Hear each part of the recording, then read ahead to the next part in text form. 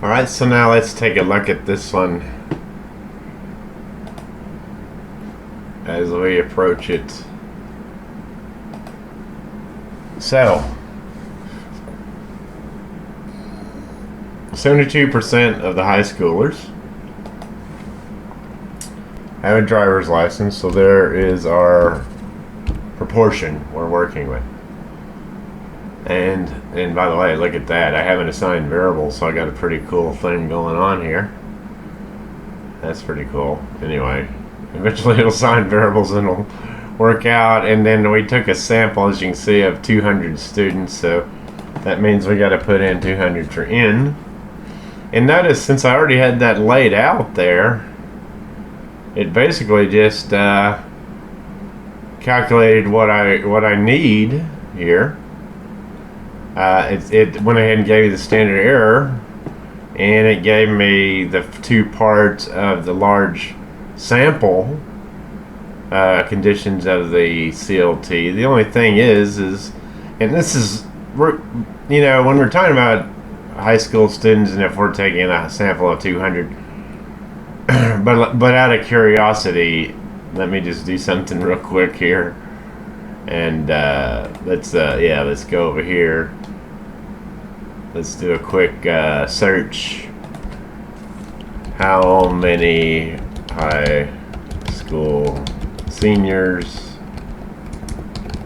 are there in USA? So there's 3.3 million. So there's 3.3 million. You don't have to do this, but that means 3.3. Remember your scientific notation.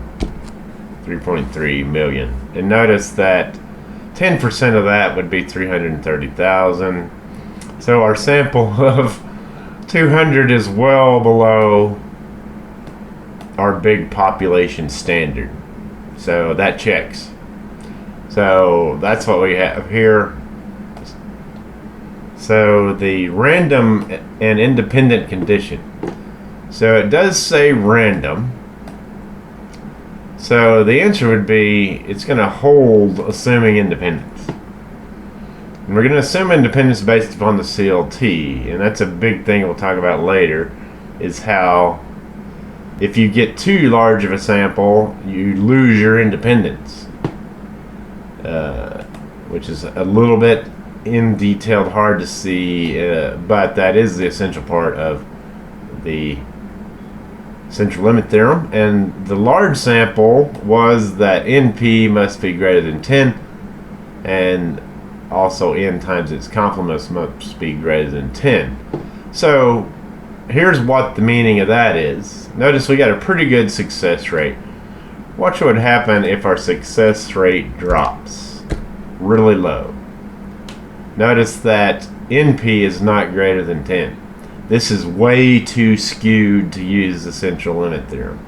So that's what's happening. But right now at 72, the conditions are met. Both of these values are greater than 10. So we're good to go there on the large sample. It holds. And then on the big population, it also holds because our sample is much less than 10% of the population. That's another key thing, is with the larger population. Let me just re-say this. The large sample is more about how skewed it is. If it's too skewed, you can't use the central limit theorem. Let me retake that. I confuse it slightly with the big population. The big population thing is ensuring independence. And that gets a little wild and complicated. But anyway, it does hold. It can reasonably be assumed to hold. Okay? So those conditions are met. Let's check our answer. We're all good there. The probability that more than 77% of the sample have a driver's license. So we're not going to get into the standard error and things like that. Well, yes, we are. We have to use the standard error in place of the standard deviation to make this assumption in the normal calculator. So I should have StatCrunch open here. And that's one thing I do suggest, is that you get it open so that you have it, right? You have it available for you. So what we would want to do here, we would go to calculators and we would go to normal. The only difference now, let's put in the sample proportion, which is 72.072, which is the mean, right? That is the mean of the proportion. And then our standard deviation is, our standard deviation is going to be the standard error. And let me tell you, so since it's so, Pearson is so specific about having rounded to the correct, and I have had some fails where it's off by like a tenth. But anyway, we got it going on here. So the reason why I'm saying I put in whatever calculator you're using, put in the maximum level of float value you have. So I'm going to put the entire string here, 0.31749er01573228. So I got it in there. And then now the prediction we're trying to make, remember, is more than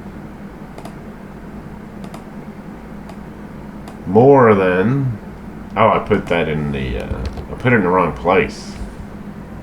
I put it in the probability. Be careful of that. So let me get it back into the standard deviation where I should have it. Let's look back at what I had for the standard error.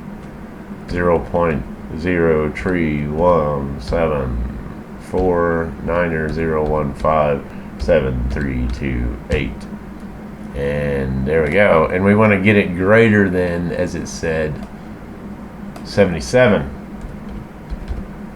and we'll calculate that probability. And you can see it's over here in this part, and the probability is 5.76. Let's see, and notice it says probability. Notice that it doesn't have a percentage there. So this is the value we're looking to do. I just did it in StatCrunch. Let me bring that back up. Wherever StatCrunch is, I lost it. Should be over here. What did I do? Close it? Oh no, there it is. There it is. So this is the value we're looking at. 0.0576453. They want it in 3 decimal places. So 0.58. 0.058. 0.058. That's 3 decimal places. Let's check it. There we go. Well done. And that's the key to that one right there. And the beauty of it is, Desmos calculated it for us. StatCrunch will also do it. I'll show you how to do that one later. But I think this method works best for me, to tell you the truth, because when I go to the next problem, all I got to do is change my proportion to the n, and everything else is going to fall into place. I don't have to make a bunch of calculations. Let the technology work for you as we get into more and more complicated calculations.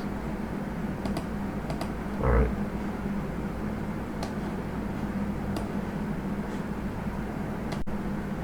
So here we're going to see the beauty of the StatCrunch. So notice right here we have our P, and we're talking about millennials. That's 40% of the millennials have a bachelor's degree or bachelor's in arts. So all we got to do is change our P to 0.4. And then we got to ask ourselves, how many did they sample? They sampled 800 millennials. 800 millennials. So that's how everything has taken shape. The only thing different is, while we don't need to confirm this, we know there are a lot of millennials out there, far more than 800, but let us just verify what is the total number of millennial in USA. I don't know if it should figure it out. Beauty. And it says there are 75.5 million. So we just go to our Desmos and yeah, go back over there. What did it say? 75 million. So we just change that to 75.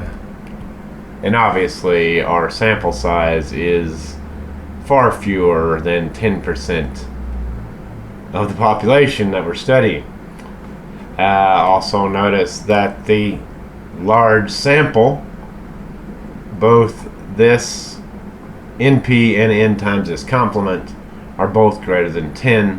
So all the conditions hold, and also it is mentioned that we're doing a random sample. Okay? So this holds, and we're assuming independence.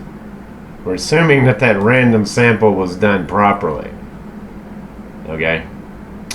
The large, we just showed that the large sample conditions hold. Both of these values are greater than 10. And then we see the big population, and so that's going to hold as well. So now we have everything we need. We've got our standard error, which in StatCrunch we will substitute in for the standard deviation, because we are using the beautiful, the wonderful, the one, the only central limit theorem. So now let's go to StatCrunch, and we'll do it side by side best we can here. Notice we would go to stat, we would go to calculators, we would go to normal, even though it's not normal. But remember, we're adjusting using the standard error, the beauty of the central limit theorem. And again, like I say, I suggest putting out all the values at the float level that your calculator. I suggest using Desmos, but you can use whichever one you are comfortable with.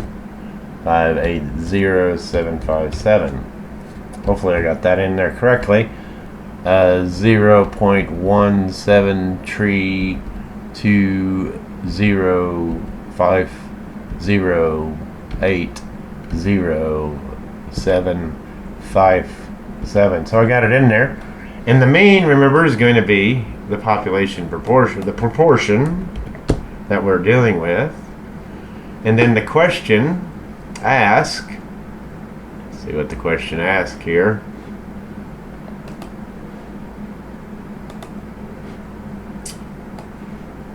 The probability that at most 36% of the sample have a bachelor's degree. At most. So what we're really talking about here is less than 0.36. Let's compute it. Now you can see at most. And see, that makes sense because it's less than the mean, right? At most. So, being that far away from the mean, it's not very probable. Which we have this value right here. They want it as a percentage. So we would just convert this to 1%. 1.0%. There we go. So now we're rocking and rolling. We'll go on to the next one. As I save space on my poorly petitioned old school computer.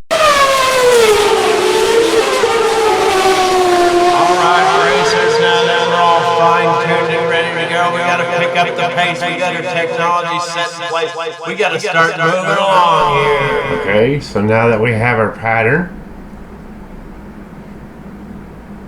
notice this problem says a recent study reported 27% of the residents of a particular community lived in poverty. And suppose a random sample of 300 residents, so go ahead and put in 300. That's the size of the sample. We might ask, suppose we don't know anything about this community, so we can't really check on the the large sample and the large sample and the big population. So we're doing 300, and notice that our P is right here, 27%. So let's go ahead and put that in there, 0.27. Now we have everything calculated already. Notice that everything holds as far as the CLT, and we also have our standard error, which we will need when we get to the problem. Oh, I've already got the answers. Let's do it as y'all would do it. So let's redo it. Now it says 26%. We'll just adjust that. See how beautiful this is? Now we're sampling 500. And we can see our standard error. We can see the conditions of the CLT are holding.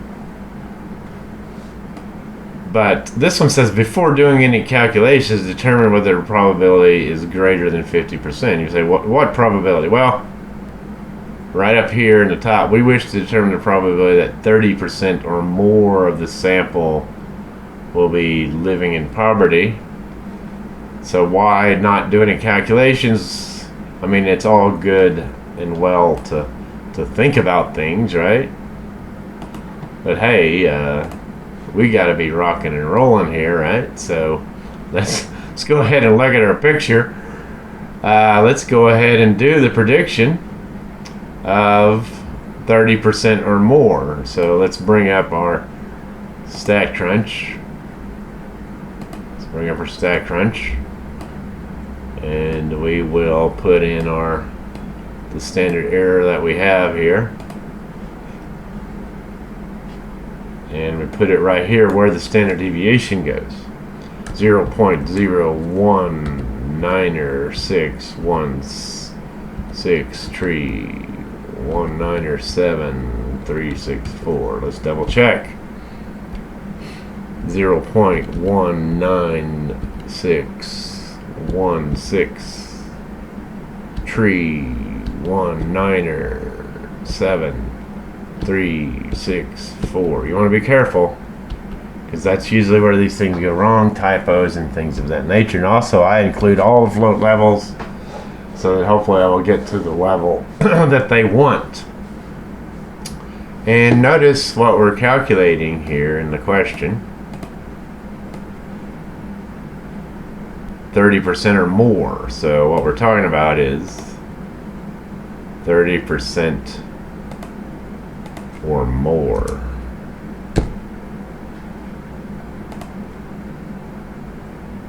Oh, I gotta change the mean. See that? Remember, the mean was 2.6.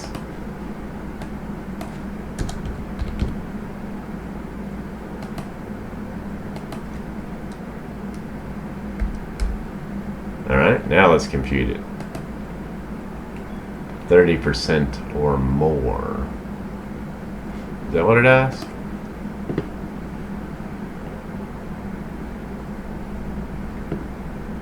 So see, notice that that's not taking out more than 50%, because if it was less, right, then we would grab more of them. But we're looking over here in the less probable area of a tail. So here's our probability right here. So it's not going to take up more than 50. It would be less. We know it's got to be a less than situation.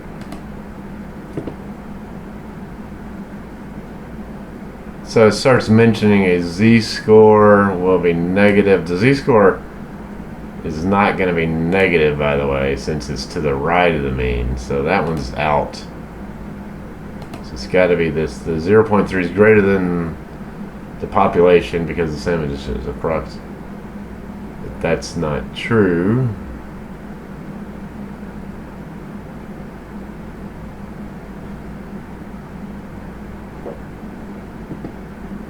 Sampling distribution. Does it say it's approximately normal?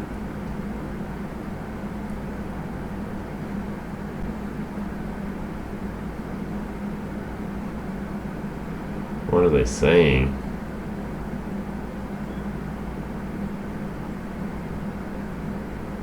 30% or more.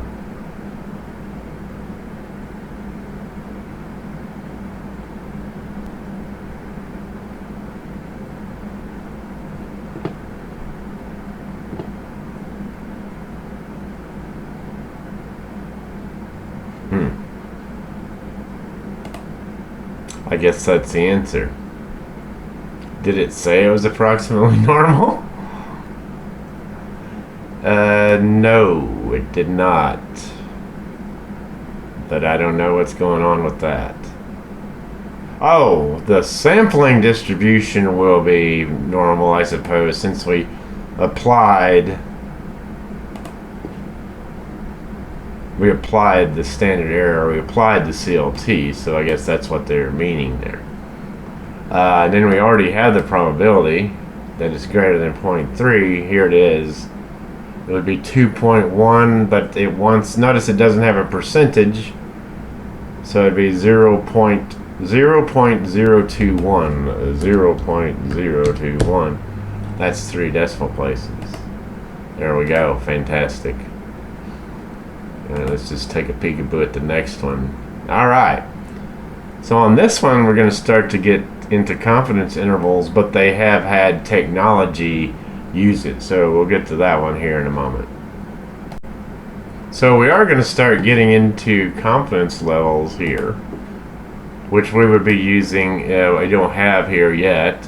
We'll put that into our normal curve, but we don't really have to because they already give us the 95% confidence interval, and they give us the sample proportion, and they give us the N. Why they're using a capital N. Anyway, we can read that to say that that's the sample size, which should be the lowercase n. Don't worry, you're going to run into a lot of these cross variable things.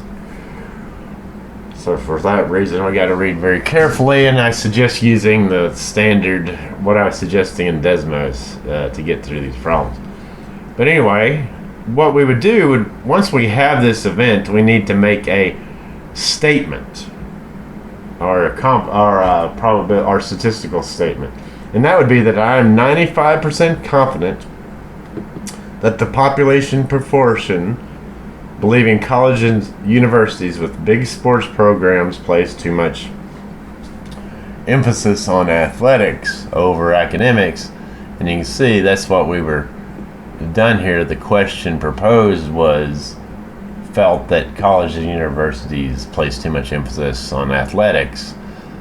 So that means that our percentage wise would be between, all we got to do here is convert those numbers up there, 62.9er, rounding to 1 decimal place as it says right here, and 68.7. it should be between those.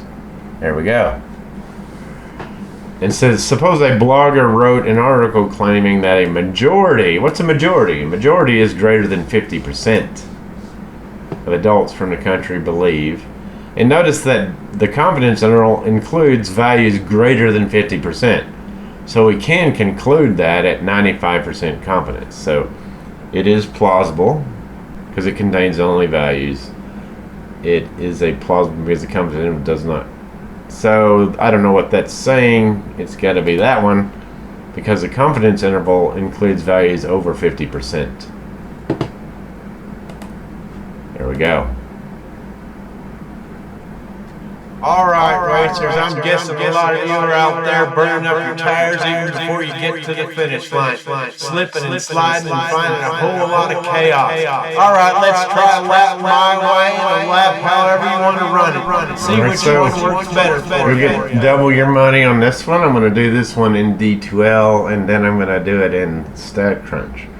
And perhaps you'll see why I feel that using simply StatCrunch doesn't get the whole problem all right there where you can see it. You have to do some double, you got to play around with some things. So I'm just going to leave the answers up here so we can quickly do this in Desmos as an explanation. So let's start with what we have here. Notice we got 712 out of 1,089 randomly selected smokers were polled. And they were asked if they're discriminated against in public life. There's a very funny Seinfeld episode where all the smokers get kicked out of the cafe, including Kramer. He gets on this cigar smoking kick for a while. So we're going to ask what percentage of smokers polled believe they're. So what we're talking about here, now we've got to do something slightly different for the P. First, let's change our N to 1,089 as it tells us. So that means that our proportion would be over N, and we would need to count up the number of successes which they give us. So I don't assign another variable, I just keep that as it is, as you can see. So P hat, that's P hat, by the way, 712 out of N. And we got N set up. Notice we already have our standard deviation. Notice also we already got our conditions for the CLT here. The only thing that's going to be added in here, as we eventually are going to get to a 95% confidence interval here, is some concepts that I'll bring up in that file that I was talking about earlier. And I'll put in the population size here in a moment. These are the critical values for the confidence level. Notice that it differs by how confident you are. Notice the more confident we get, or the wider, are based upon what we're going to do here, the proportion minus the margin of error, proportion plus the margin of error. That's going to get wider the more confident we want to get. So see, remember, statistics is not 100% predictor. But if we're going to try to get close to 100%, we're going to have to open up the level. So anyway, let me see. So what you want to do is try to get these over into your Desmos so you have it all in one place, because some of these problems are going to ask you, okay, you just did a 90, now do a 95 or something like that, and just copy those over into Desmos so you have it all in one place. See, back in the day when I was driving to university uphill both ways while it was snowing, you had to keep flipping around the pages. I think these are in that formula sheet as well, only they use something slightly different. I'm trying to go for something a little bit more simple. Anyway, those are not going to calculate anything, but the values are there that I can copy when I start doing that. So we have our confidence levels there. And we will also need the margin of error.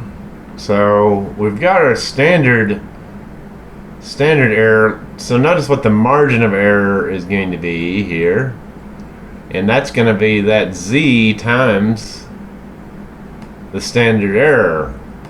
Notice it's got it in parentheses. This entire thing is going to be our margin of error. So let's go ahead and assign E the margin of error, which would be that z-score, and I believe it was asking for 95%. So you have the 95% confident right there, and then you want to multiply that times your standard error. So there's our margin of error. And then to get to the confidence level, we would do P minus, that will be our left endpoint, and then our right endpoint would be P plus the margin of error. Notice the difference between standard error and margin of error. Margin of error includes the standard error, but it includes this z-score factor. And you might think, hey, 95%, I thought that was plus or minus 2 standard deviations. Well, now we're getting a little more specific based upon the CLT conditions. Before we were using the empirical rule, which is sort of like an estimate. It's not as precise as using a CLT. So now that we got all that set up and see how it's all given, and you can see how a confidence interval is going to be presented as the lower value and the upper value. Notice here's the lower value, and then here's the upper value, which is what we just did here, down here in Desmos. So let's go with what we have, and let's go back to the problem now that we have all that information. We got our P, we got our N, we got our standard error. Notice that the large sample holds, both of those are greater than 10. Now let's see smokers. So just for fun, let's figure out what N is. I mean, we can easily assume that there's more smokers in the United States than about 1,089. But just for fun, how many smokers are in the USA? It looks like 11%. It's not going to give us a number. In number.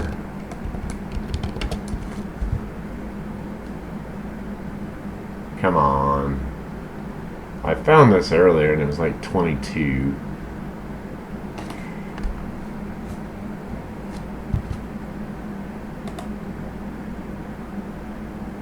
There we go, 25 million. That's what I had before. We got to force it to give us the data we want. 25 million. So bringing up Desmos again, N would be not 75 million, but 25 million. And as we can see, the big population holds because our sample size of 1,089 is definitely less than 10% of the overall population. So all those conditions would hold.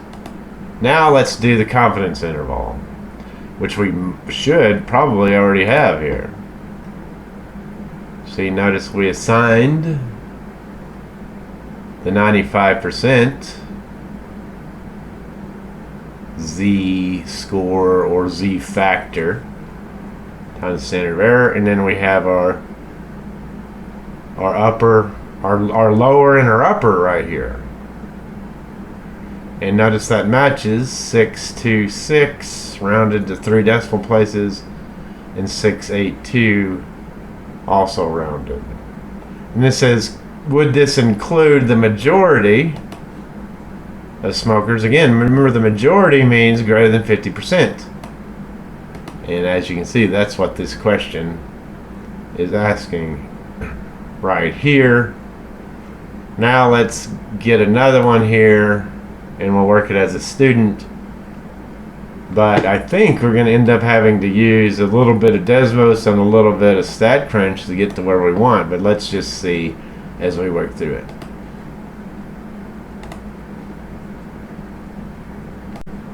So now let's look what StatCrunch offers us.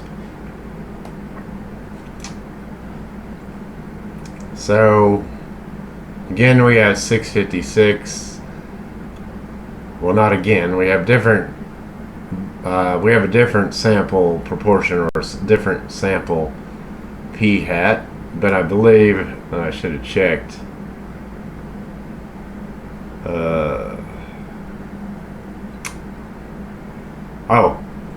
So go to stat, go to proportion stats, choose one sample, and you want to choose, at this point you want to choose with summary. When they give you a data, which they might do in the homework, I'll double check here in a moment, right? This particular one, all you want to do is use a summary. And notice how it's worded slightly different. The observations is your N, so there's 1,051, and the number of successes is 656. And let's get, and then the beauty of it is you can put your standard definition, your standard, your confidence interval level, your confidence level for P, and then use the standard walled you be sure to use that one.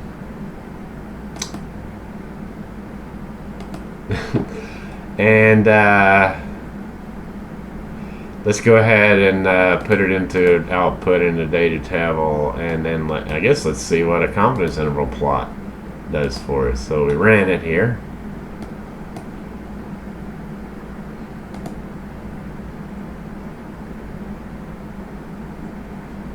There's our value.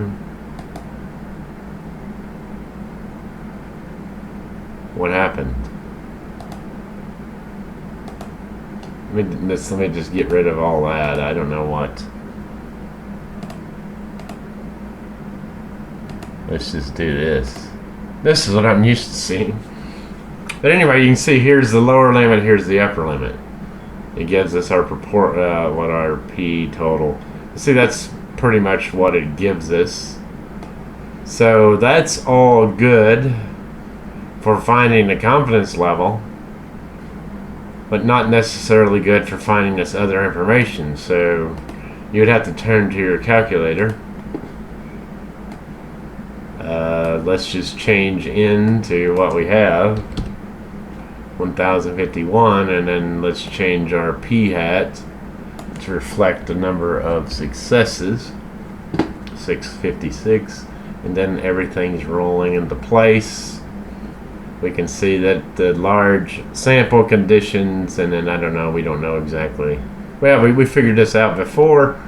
The big population also holds, and it already generated our margin of error. Let's just check and see. Let's compare that to what StatCrunch has. The lower 59 point, see? So if I already had this set up in Desmos, it's all well and good. Everything, even what the proportion would be, which is right here, which is the first question. Notice StatCrunch didn't do that for us. It got us a confidence interval pretty quickly, but it didn't get us the other information we need. So here we go. So you saw StatCrunch. It worked. But as far as the percentage of smokers polled believe they are discriminated against. And that's our P hat right here. It wants it as a percentage, so that would be 62.4. 62.4. There we go. And then it's going to ask us to verify the conditions. We just verified the conditions. It is random, so that holds, and we assume that will hold. And we just saw that these two conditions under the large sample are greater than 10, so that holds. And then we just saw that the big population, we already figured out there were 25 million smokers. It holds as 10% of the population. Our sample is less than 10% of the population, which is right here, so that also holds. Okay? And we already found the confidence interval. Let's go back to what StatCrunch had. But we already had it also in our Desmos. Another thing I like about it is this stays up. So no, I said I was going to use StatCrunch, didn't I? So the lower limit. Let me see if I can copy from Stat. I think I can. One thing about it is I can copy from StatCrunch a little bit better. That was the lower, I believe. But it wants it round to 3 decimal places. So it'd be 595. And then the upper was right here. And we'll put that in, and we want to round it to 3 decimal places. So it'd be 0.65 tree. Let's check our answer. And we're all well and good. And then it says, can the confidence interval be used to conclude that the majority, remember the majority is greater than 50%. Notice that both the confidence interval at 95%, both of those are greater than the majority, which is 50%, because the confidence interval only includes values above 50%. So there we go on question 9. Now we'll move on to the next one. Gentle persons, we're not here to chase headlines or quarter-to-quarter jitters. The short run is noise, volatility dressed as urgency. Our focus is the long run, where the chaos settles, the fundamentals shine, and the curve bends upward. That's where discipline turns into growth, and growth will become our legacy.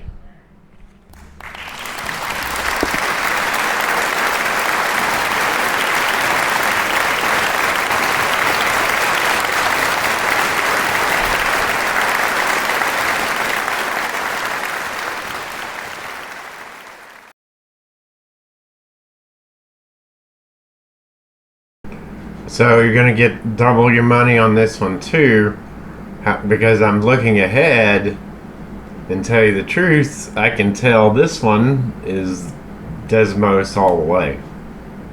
Desmos all the way, because I don't have, all I have is a given proportion. Alright, so let's go Desmos all the way. We already got it set up. And then notice this one's going to do a 99% confidence interval. So instead, on this Z is no longer going to be, I got it down here. Since we're doing a 99, that we got to change that Z there to this value right here. You could assign a Z if you wanted to. I'm just gonna do it that way. Now, all we have is the proportion, which is 0.26, and I didn't even read the problem. The 2017 Chapman University Survey of American Fears asked a random sample of 1,207. So let's just adjust our sample to 1,207. Believe that aliens had come to Earth in modern times. 26% said yes. I think you're starting to release some files, right? Anyway, I don't know what you think of that, but it is what it is, right? So what's the standard error? So all we need for the standard error is P and N. We've got those in correctly. Let's just double check. N is 1207. Success, probability of success is 26%. Believe, so it's not a compliment question or anything like that. So our standard error should be good to go, and notice that that matches. Notice that that matches from what we have. And we just got some extra stuff. We did confirm, like we should in the real world, whether or not the CLT is met. But now, like I was saying, I just changed that. I calculated the standard error, and then the margin of error, which I'm indicating with the big capital E right here. Notice that that matches right here, 3.25, right? And then notice that my lower in the confidence interval also matches. Easy. So, and then it says what's the margin of error? We got that, and then the interval. So what's the claim? Suppose that a similar poll in 2016 said 24% of Americans believe aliens had come to Earth in modern times. Based on your confidence interval, can you conclude that the proportion of Americans who believe this has increased in 2016? Well, it's not outside of the confidence interval. Notice we're not claiming that it is something. I mean, we had 26, Even though that's changed, we still can't conclude that, because that 2% is within the margin of error, right? See, 26% minus 3. Let's just do that on Desmos as an extra one, a little extra calculation.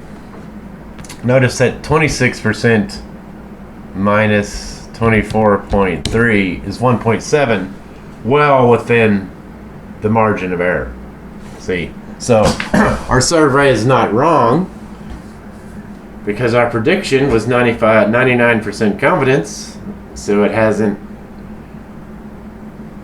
changed as far as the margin of error goes. So that's why you see one poll show some results, and then the same poll taken a few months later shows something different. Maybe something changed, maybe things have stayed the same. But if it's really in the margin of error, it has stayed the same. So now let's do one of these one more time, and because I want to continue to show you the ease at which you can do these problems using Desmos. So now we don't see the whole picture. Let me bring up the stuff again. There's the problem. There's the Desmos. There's the problem. There's the Desmos.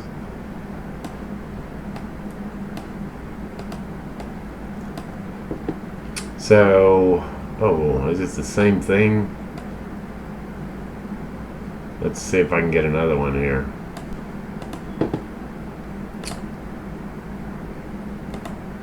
Come on, give me another one. Similar question. Similar question. Similar question. What is it always going to be? The same results on this one?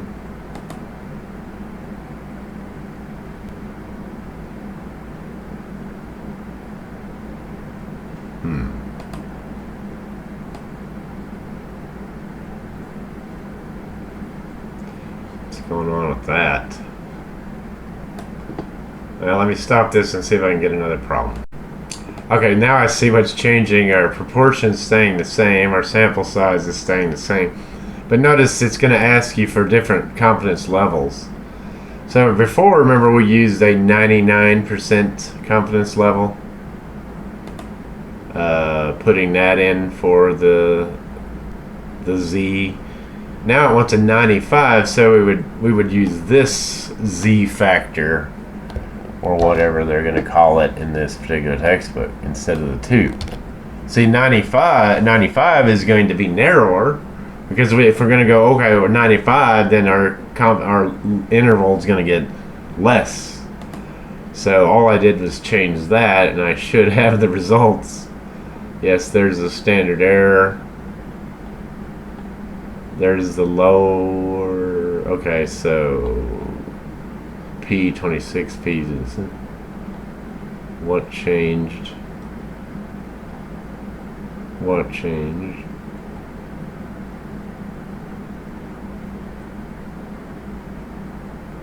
%.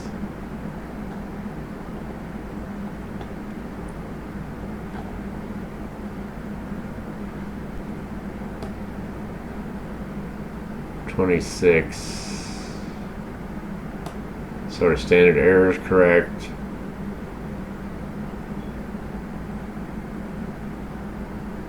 Our confidence, oh yeah, so our confidence interval is also correct. It already calculated it for us. 23.5 and 28, and it just converted our margin. So we got it again. Only let's just see if this is reworded on part D. Suppose a similar poll conducted in 2016-23. Well, you know, 23.9 is still within our confidence interval. And then let's go ahead and check what we have here. Before we said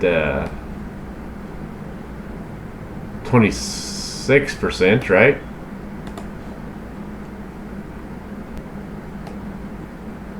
Before we said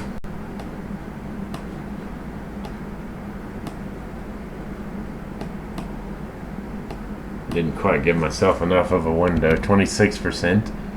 And now it's 23.9er. Notice that that is within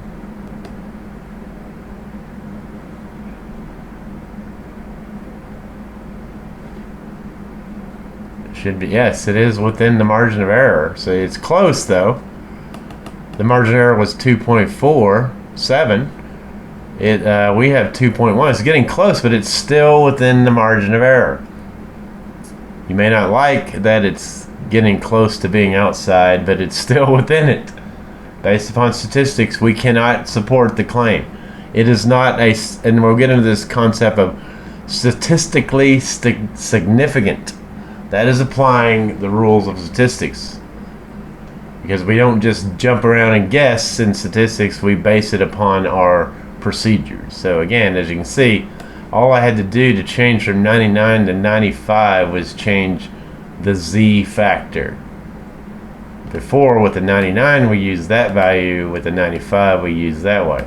If it asked for 90, you would use this as the factor. So let's just try that real quick here. Let's try that. And notice that our margin of error has increased or decreased, because now we're just saying, oh, we're 95%. So look at this margin of error, 23 to 28. Now let's do 90. Keep these numbers in mind, 2.576, and see how with 99% we've widened our confidence interval, right? Because if we're going to get more confident, we're going to have to make a wider assessment of where the possibilities could be. Because that's statistics. Statistics is not guessing. It's not making an exact prediction. The prediction is based upon a margin of error. All right? Gentle person's profit is in luck. It's data. We don't gamble on hunches. We run controlled experiments, placebos, trials, the central limit theorem. These smooth the chaos, reveal the signal, and keep us on track. Every variable we test, every distribution we tame moves us closer to predictable growth. Ladies and gentlemen, in this firm, research isn't overhead, it's horsepower.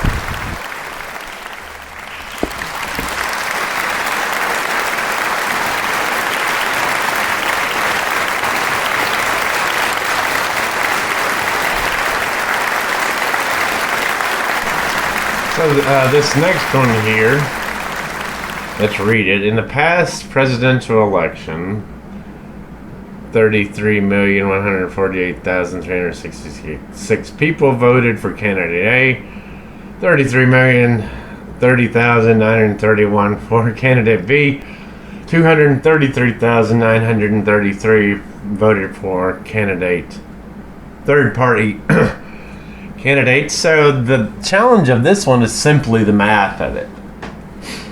So here's what I suggest. Let me get like 4 rows. Get one more so I don't lose the P. I want to keep all that together. So what we want to do, let's put in what A is.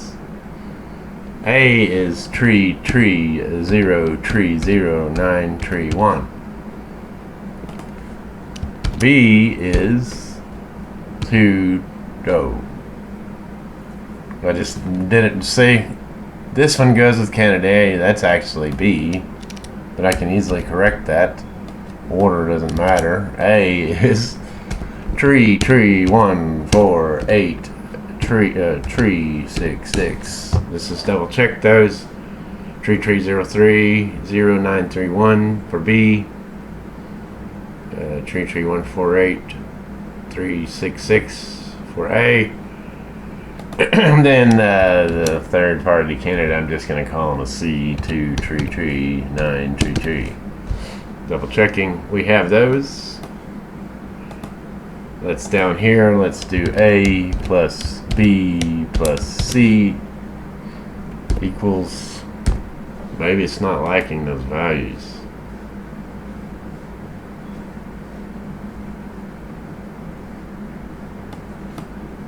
B, A, try the lowercase.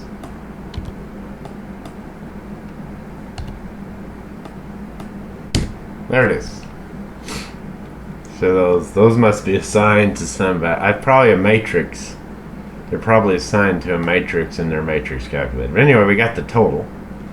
And then this says what percentage of the voters voted for candidate A. So what I'm just talking about here is A over A plus B plus C. And there it is. Multiply that by 100, and then there we have the percentage, 49.9er. And then I want to show you what's going to happen here as we take this through. If that's the proportion,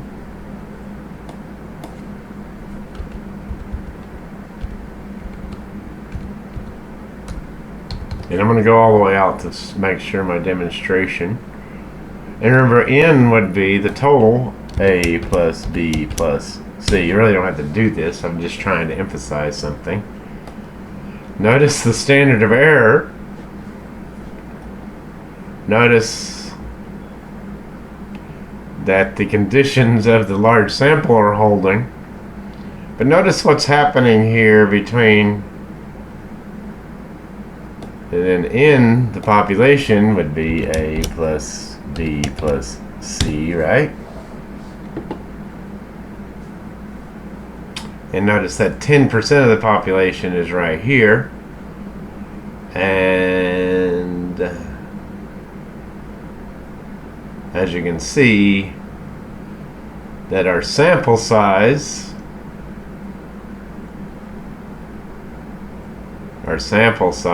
is the same as our N.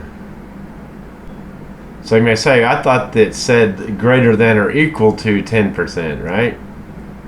But notice that our big population, 10% should be here. So that's the largest sample we should take. We're talking about the entire population. So for that reason,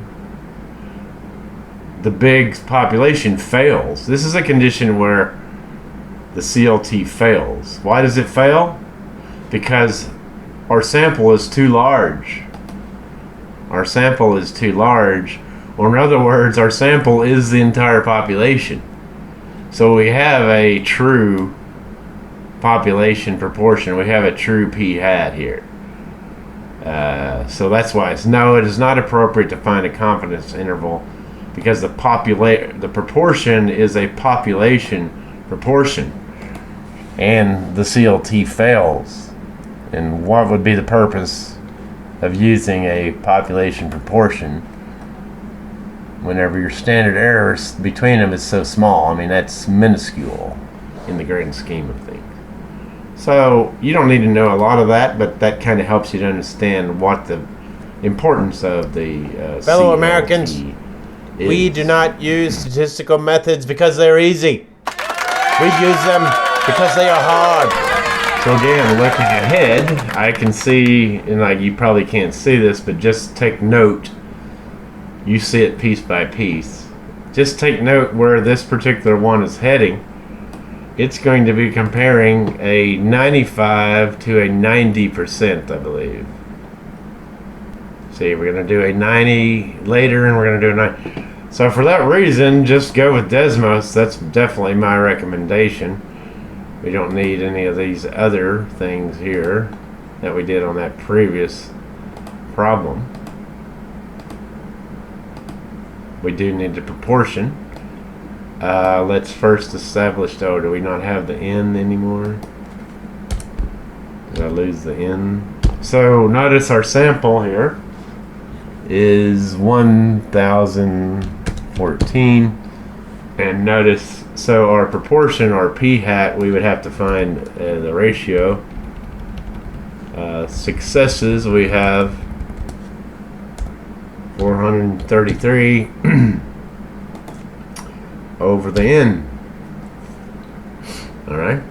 Notice we already got our standard error calculated. Let's see what proportion of the residents said they were picky eaters. Oh, it's 443.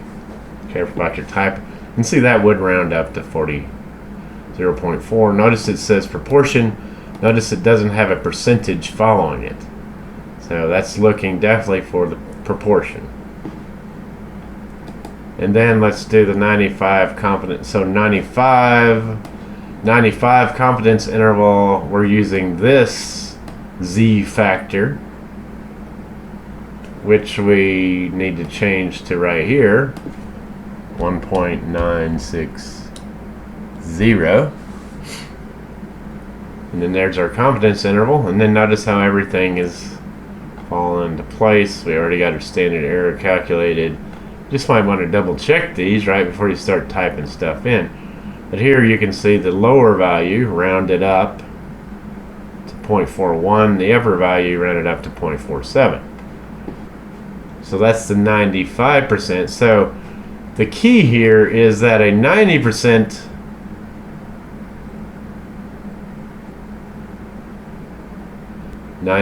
will be narrower.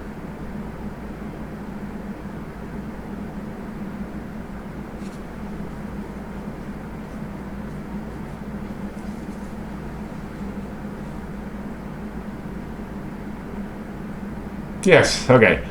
A 90% confidence interval is going to be narrower because we're trying to get we're starting to strut our stuff a little bit here and get more less confident, but more precise, I suppose. So that's a trade-off there.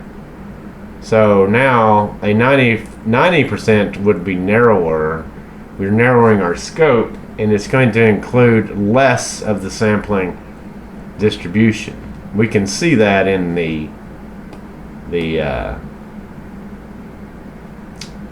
when we look at the empirical rule, right? But if we're going to do a 90, we've got to change our z factor down to 1.645. All right, and see this factor. See if we're multiplying this factor, that's what's making it larger when we do the margin of error here. All right. So now let's see if our numbers match with what they have down here for the confidence interval. And they do. Just notice now it wants 3 decimal places. Notice that the lower and the upper are matching. And then the difference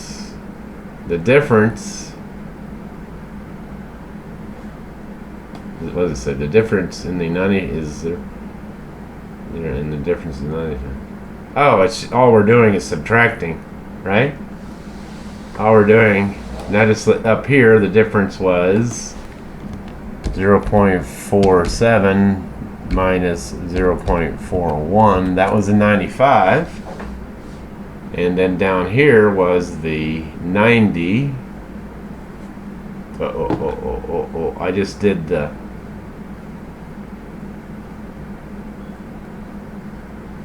I typed them right from there, which is good.